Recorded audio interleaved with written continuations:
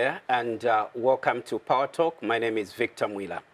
Today we are discussing Zambia's investment in diversifying the energy mix. As government and the private sector increase investments in solar, transmission, infrastructure, and other energy technologies, the country is looking to build a more resilient and secure energy future. To help us understand these developments, I am joined by energy sector thought leader and CEO of the Energy Forum for Africa, EFFA, Engineer Hope Chanda. Engineer Chanda, I would like to say thank you so much for honoring the invitation to come and appear on Power Talk. It's my pleasure. Thank you for inviting me. Discussing Zambia's investment in diversifying the energy mix. Why has it become such an urgent priority for the country, looking at where we are coming from? Thank you, Victor. I think the first thing is that we don't want to go back to where we were 2 years ago. And we are not there yet, as in where we are supposed to be. But at least we know that the drought really affected the energy sector negatively, and the impact could have been worse. But I think as a country, we have worked together. Quickly to mention that the Energy Forum for Africa was actually born at the time of the crisis, when we had the energy crisis and, of course, the drought. So we had a call to action to bring in diversification of the energy mix in the country in order to create a sustainable energy future and also a resilient energy sector. And so the diversification in terms of energy mix cannot be overemphasized. And what we see now is that we are trying to reduce the dependence on hydropower from 82% to bring it down to as far as 70%. Currently, we are sitting at 80% with all other energy sources being solar, coal, a bit of wind here and there. We also have biomass and all other energy sources. Please do not also forget that petroleum also is another source of energy and adds to the energy mix in the country. The energy sector requires to have a choice. I can rely on hydropower. I will not shun hydropower completely, but I will also have to rely on solar. I will also have to rely on coal. I will also have to rely on wind energy, biomass, and all other sources of energy. And that is important for the country. And talking about the different sources that you've mentioned, the alternative sources of energy, which technologies, in your view, offer the greatest potential for Zambia in the short term and medium term? I think, as you can see, we have really worked hard to bring in solar onto the grid. If you look at solar, it has a shorter turnaround time. And in the very short term, solar is a great solution. We have seen over 500 megawatts brought into the energy mix between 2024 and 2026. I think that's a major milestone. We have had solar plants being commissioned one after another by the utilities and by other independent power producers. And that has increased the solar generation into the mix from what we had previously to what we have now. And then looking at medium term, we can be talking about sources of power like coal. There is cleaner technologies in terms of coal where we can actually clean off and harvest the silt from the coal-fired power plants in order to reduce carbon emission into the atmosphere. I think that is one of the midterm solutions that is available to us. But in the very short term, we have seen solar coming up. Within 12 months, we are able to put up a 100 megawatt solar plant. And for smaller plants like 20 megawatts, we have seen different developers and different utilities bringing in 25 megawatts within time of 6 months. Well, the government, of course, working together with our national power utility, ZESCO, have been targeting to bring on board about 1,000 megawatts of solar power. Do you think that is achievable before the close of the year? So far, I have seen that from information and research, it's like we are over 600 megawatts already. Yes, we are over 600 megawatts. We know that Chisamba also is coming on board very quickly. Before the end of the year, I think we're going to have an additional 100 megawatts. So looking at that, that is almost 700 megawatts. We also have other IPPs that are coming up. There's a 50 megawatts somewhere in Choma. What has really helped, I think, is the policy direction from the government. A lot of restrictions have been removed in terms of solar generation. We have policies that are encouraging investments into the energy sector. This has driven many investors to actually invest in the solar power. We also have seen local banks participating actively as arrangers and financiers of solar projects. And this has also driven us to have at least at the moment over 600 megawatts. I would be very optimistic to say it is actually possible to have by the end of the year, or at least Q1 of 2027, we should reach the target of 1,000 megawatts. What other investments do you think are necessary for us to secure the We energy have future? other investments coming in the wind power generation as well. I think that is something that we cannot ignore. In the Eastern Province, we have we are anticipating wind generation to come through. Also within Central Province, we're expecting wind generation to come through. I think that will increase. We have in the Southern, we have our thermal power plants that are also coming up very rapidly and developing. I'm sure by the end of this year, we will see some thermal plants commissioned within this year. And then also the other investment that we should not forget about is the transmission network. The transmission network is becoming very key in terms of developing the energy sector and the electricity sector particularly, because once there's generation, that power has to be transmitted to the intended users and the end users at distribution level. So infrastructure development will also have to be in the transmission system, the 330 kV lines, 400 volts, 400 kV lines as well. And I have seen a lot of development within the sub-transmission.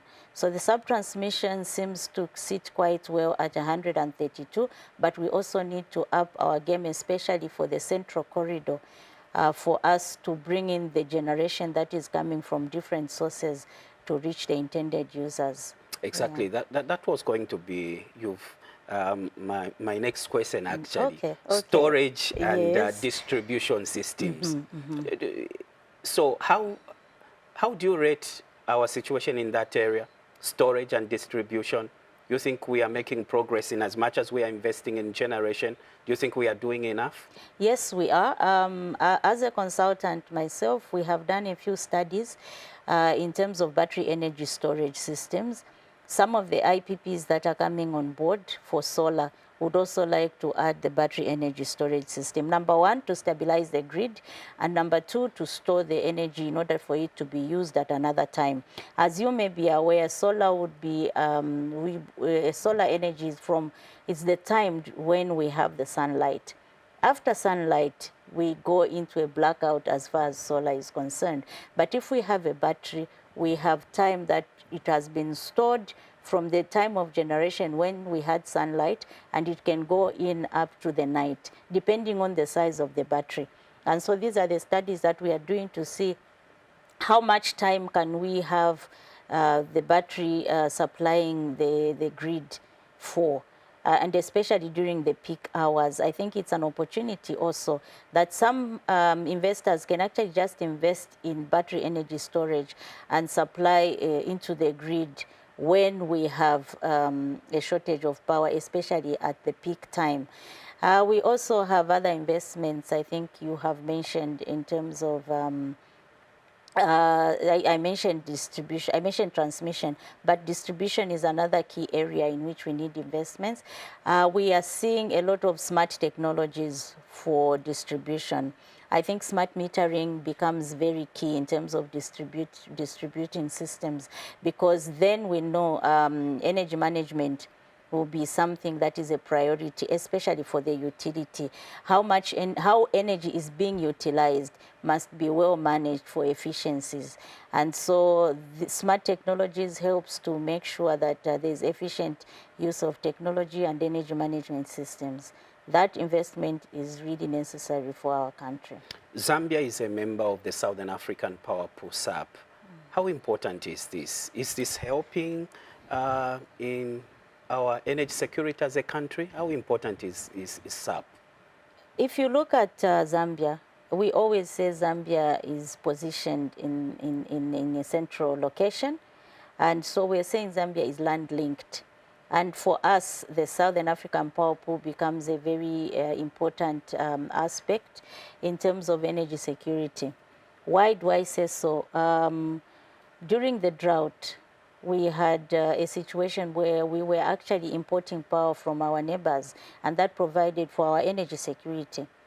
And so without the Southern African Power Pool, that would not have been possible. And what we are looking for, especially as the Energy Forum for Africa, is to see a borderless energy future where we can import and export power to our neighboring countries, Tanzania, DRC, Namibia, Botswana, Zimbabwe, Mozambique.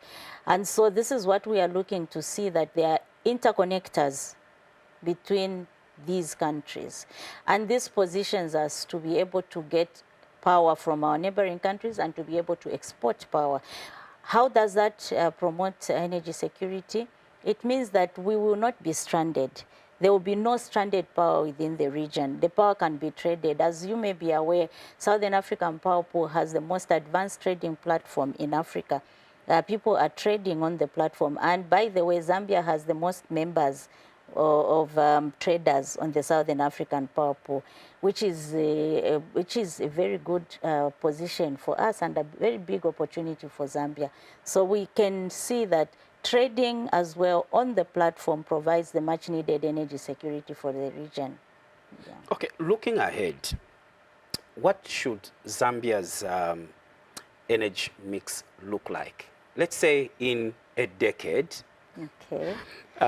What steps do you think we must be able to take in order to achieve that vision? Because government has been talking about, is it 10,000 gigawatt of power by 2030? By 2030? Yes. Is that achievable? It is achievable, especially looking at the policy direction that we are taking. And also the region is following suit. There's a lot of reforms happening within the region. So it is actually very possible because the outlook on Zambia is improving. We have unlocked, I think, $275 million into the energy sector by the government. I think you heard that announcement. And so that is an opportunity for investors from outside Zambia. We also have a favorable tariff right now that is producing bankable projects for the energy sector. So the opportunity to invest in Zambia is vast, and we see that the investment opportunities are actually yielding more returns than any other places in the world, I must say. So we are looking at this situation in terms of, one, energy security, one, energy sufficiency as well, so that by the time, come 2030, we have that 10 gigawatt of power. That requires approximately $6 billion. And from my point of view, it also calls for collaboration. It calls for collaboration from bilateral organizations. It calls for collaboration among the IPPs, among the utilities. It calls for collaboration even among the local banks, because we know that no local bank is able to facilitate the $6 billion on their own. So we bring in together all the banks to come in and say, how can we collaborate? One bank is an arranger, another one is a financier, and that can be achieved. So the energy mix is achievable, and we also need diversification in terms of what sources of energy we would need. And that financing also should be available for us to achieve that. When you talk about how far should we go, I think we should be talking about 60% of hydro. We should reduce the dependence on hydro to at least 60%, and then we have a reliable power supply in the country. Talking about, for instance, policies that government has put in place, which policies do you think really, there's the open access and so many others, which policies do you think have really inspired investment? Because we've never seen this from the private sector. We've seen a lot of players coming on board. Which policies do you think have really inspired this kind of participation? I think the open access policies has been a game changer. We have seen that the government has put in steps to protect the investor. So if you look at the Zambian implementation agreement, I think it is quite a bankable document that any investor would look at and say, we are ready to go into this country. So the implementation agreement has protected the investor, and that has really improved the outlook on Zambia. So being an open access regime right now, we have investors that can come in. We also have local investors that are coming in, and an opportunity for everybody. Simply everybody can invest in the energy sector, can be a player in the energy sector. You know that Zambia is a mining country, and copper alone, to produce copper, needs about 60% of the generation of power that we have currently. And so there's heavy reliance on energy in Zambia. And if we talk about 3 million tons in the next 4 or 5 years, we also expect that ramp up of energy into the energy sector. And so having different players into the industry has really opened up opportunities and access for everybody. And so for me, I would say the open access policy has been a game changer for Zambia, and will be in the nearest future. Engineer Chanda, in your closing remarks, I would like you to reflect on this. There's been a feeling from members of the general public, having seen stabilized power supply, I think from the beginning of 2026, there's a feeling that this is a political gimmick. As an independent consultant, from your perspective, do you think the investment that has been made in ramping up or increasing power generation, resulting in what we are experiencing now, that members of the general public, households have power supply 24 hours, do you think this is just a genuine investment? This is coming from real efforts that have brought in increased power supply in Zambia? We are doing a lot of studies for different investors and different companies coming in to invest in Zambia, some of which have actually gone to implementation. So you would not think that this is just a gimmick. This is real work that people are putting in.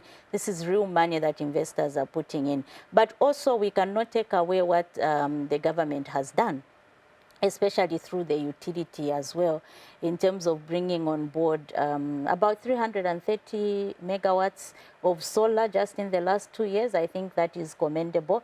And that is real power, tangible power that you can switch on. So it is not a gimmick. It is real power that has been put into the grid. We also have the private sector putting in another 300, 400 megawatts. That is real power. Recently, we were commissioning 136 megawatts. So that is real power that has been brought about. We also have a construction of about 600 megawatts in the south. We also have another 300 megawatts in the south. So a total of 900 megawatts will also come on board in the next 12 months or so, being optimistic. So what work has been done is real work. We recently had a launch of the Energy Forum for Africa 2026 edition, and we followed up on the projects and how far and how much progress has been made. If you can recall, Zanis was there, and we saw that there's a lot of projects that have been brought on board, and we could see these projects have actually been commissioned and switched on. And we are looking at, in the next 6 months, another 300 to 500 megawatts coming on board. Yeah. Engineer Chanda, I would like to thank you so much for sharing your insights on Zambia's evolving energy landscape. Thank you. It's a pleasure being here. We always appreciate your coming. Thank you so much. Well, viewers, that's it for today on Power Talk. We were hosting energy sector thought leader and Chief Executive Officer, CEO of the Energy Forum for Africa, Engineer Hope Chanda, discussing Zambia's investment in diversifying the energy mix. On behalf of the entire production team, my name is Victor Mwila. Thank you for watching Power Talk. Until next time, bye-bye.